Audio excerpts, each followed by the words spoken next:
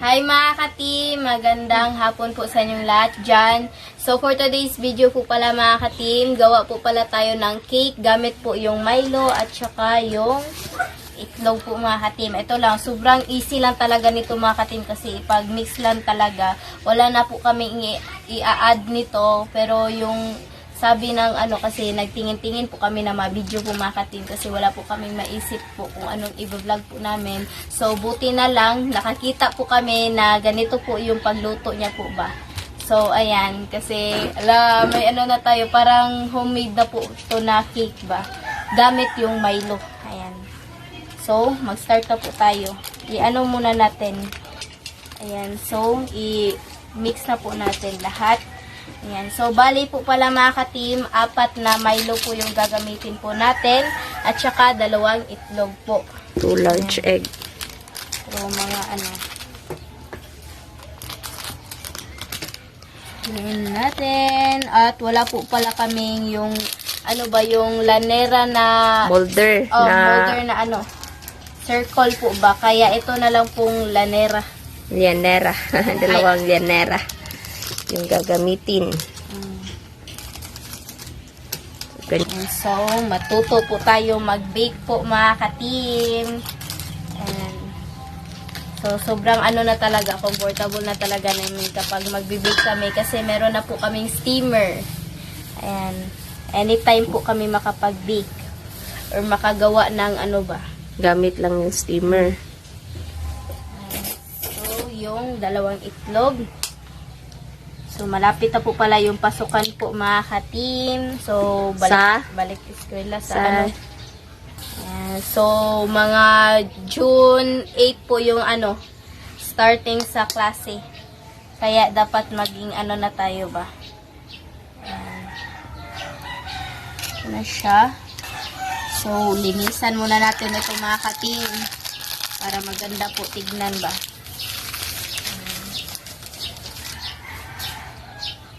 So, i-mix na po natin. Ayan. Wala na tayong i-add. Yan lang talaga. Makakagawa lang talaga tayo ng cake. Yung nagastos lang po namin is mga 74 pesos lang po. Yung nagastos po namin dito. Sobrang lang. May cake na tayo ba? Sa ganun na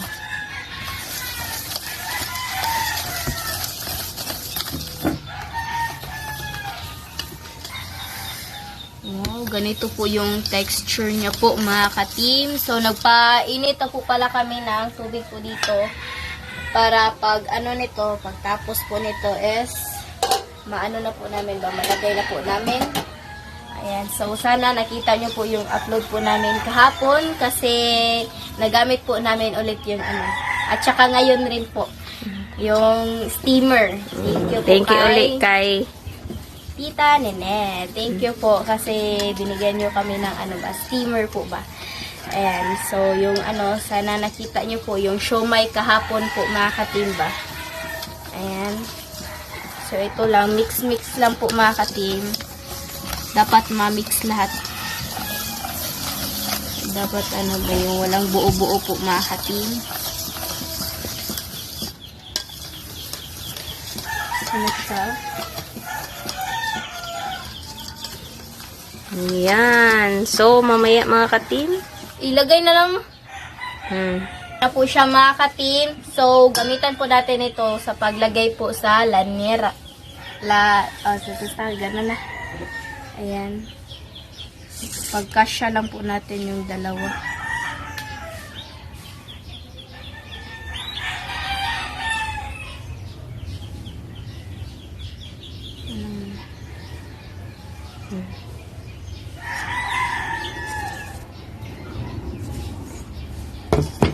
Ito yung pang-last.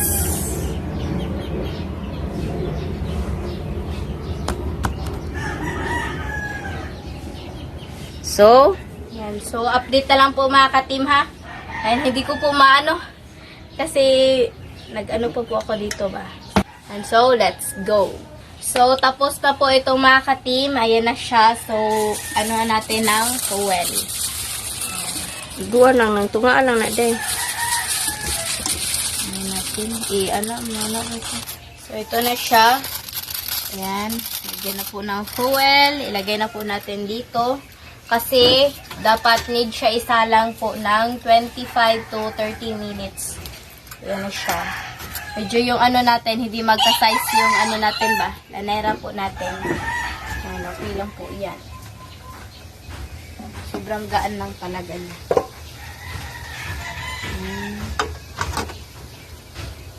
And so, maghintay tayo ng 25 minutes to 30 minutes. And so, update na lang po mga ka-team. Let's go!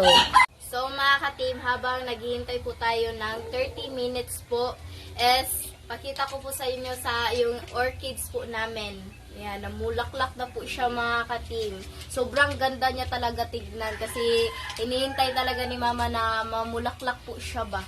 Ayan, so let's go. Ako lang po yung pupunta po doon mga ka-team. And So, ayan. Ito po yung orchids po namin. Dito po siya nilagay. Yung tumba po na puno. So, ayan siya. Ang ganda ng ano niya, bulaklak niya as in. Grabe. Sobrang dami.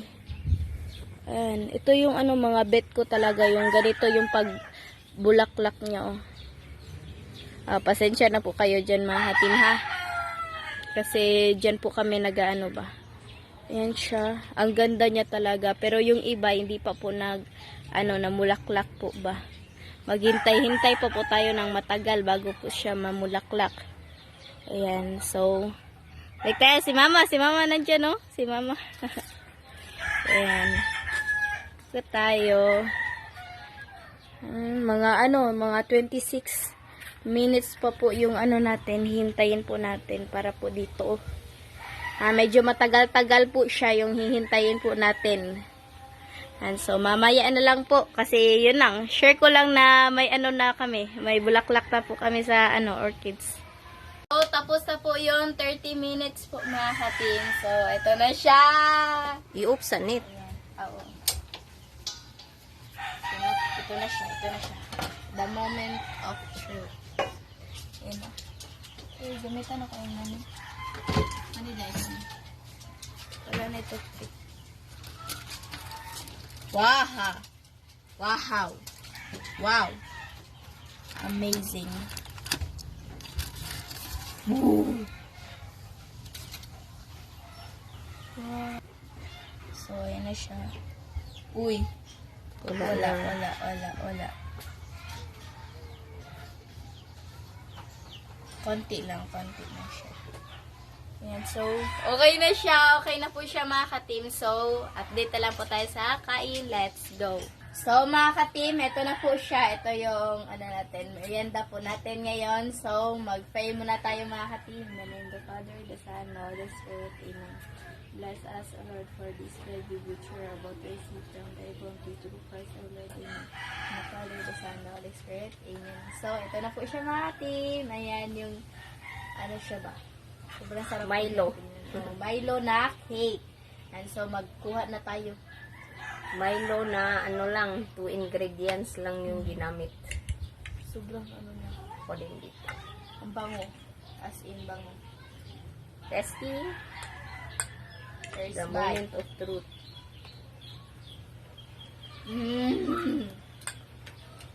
Sarap. Hindi na namin nilagyan ng sugar mga ka-team kasi Enough na siya. nakakaumay po yung yung matamis. Sakto lang. Wow. Wala. Sarap.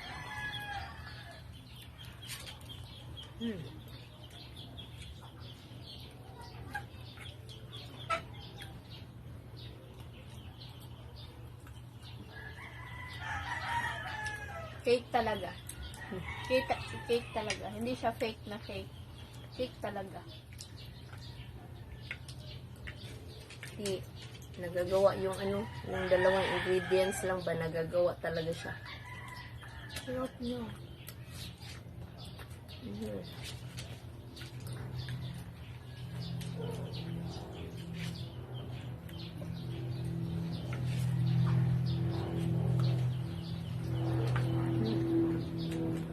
Grabe.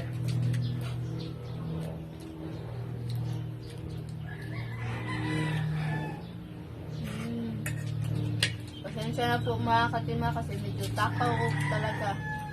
Kasi chocolate na siya. Gusto ko yung mga chocolate.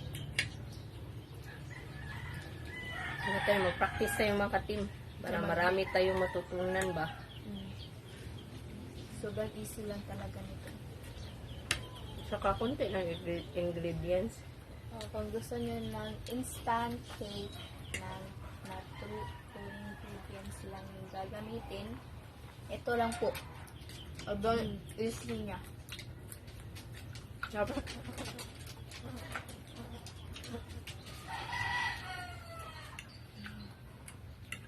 Next time, makahanap kami ng round na ano ba? Yung round na molder on sana. Kasi yung nabili namin is yung ano ba, yung square. Pero hindi siya magkasya ba. Maghanap kami ng ano, round.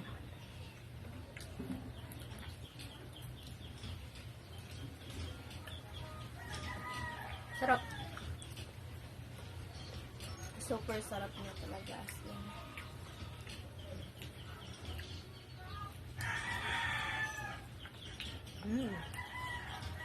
Nakita niyo yung anong mga katino yung ano ba?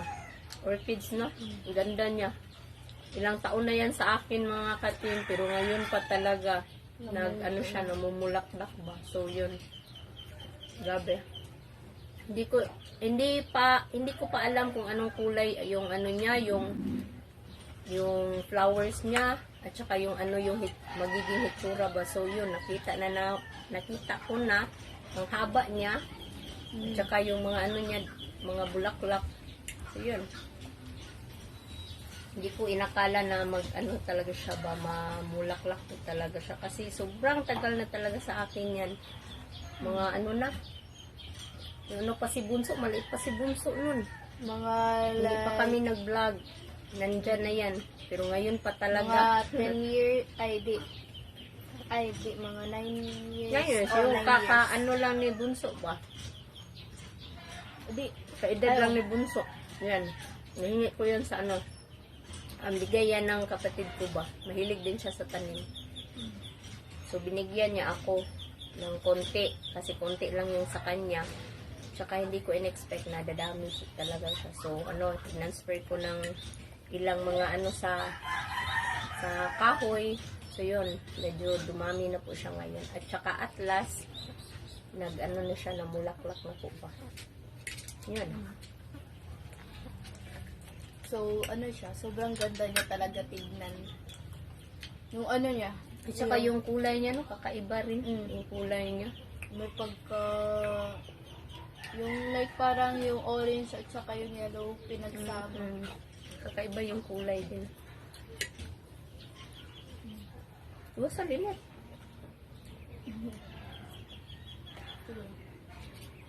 Sarap. Hindi siya Ubos ngayon. masyadong matamis. Yung sakto lang sa panglasa namin ba. Pero yung iba is siguro dinadagdagan nila ng yung asukal. Pero sa amin, lang, tama lang ba? Tama lang po yung Kasi pag sobrang tamis po, medyo nakakaumay rin po.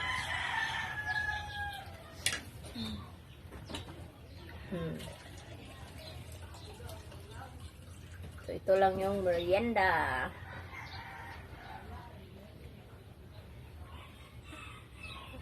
easy to make merienda. Madali lang. So, easy to make na merienda talaga. Tsaka masarap. Yung sa kanya, yung nakita niyo na po namin sa sa video is nilagyan niya po ng yung sugar po na powder.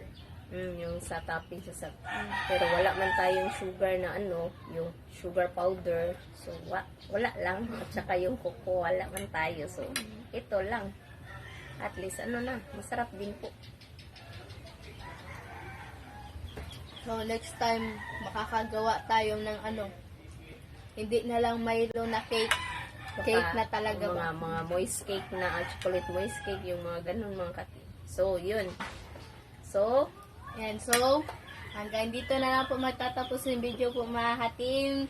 Sana nag-enjoy po kayo sa panonood po mga katim ba ng namin, easy to Simple, make, mm. easy to make na merienda po mga katim. So, bye-bye and God bless po mga katim. See you po next vlog. Bye-bye and don't skip the ads. Bye-bye po.